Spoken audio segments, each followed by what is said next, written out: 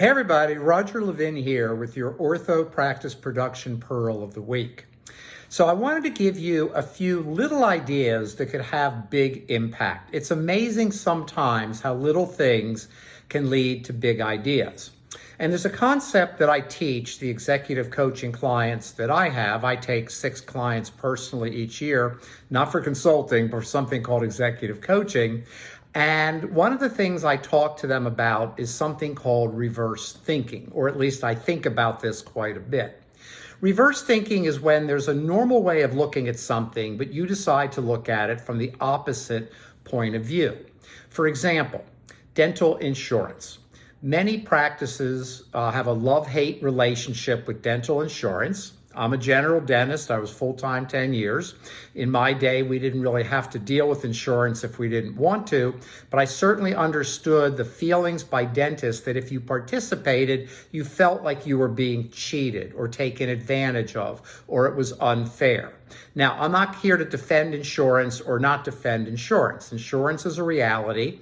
And prior to the pandemic, our data showed that less than 11% of dental practices were still completely fee-for-service. And we don't have data right now, but I suspect it's probably 8 or 9%. So let's assume most of you are participating with dental insurance, whether you like it or not. And my advice is always, if you're participating, think of the best way to maximize it. Don't worry about what you don't like. Okay, now for reverse thinking.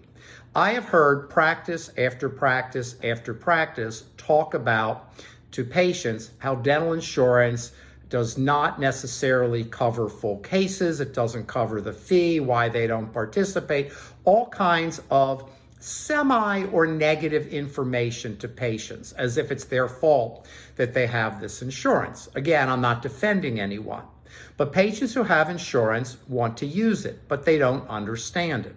So what if you have a patient who calls about a consult and the front desk is trained and you must have excellent scripting in your documented, proven, step-by-step systems? Success is all about systems.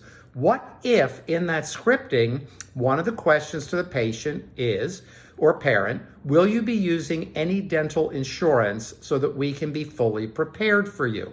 That's a benefit statement. Now, once you do that, the patient might say, yes, we have XYZ dental insurance.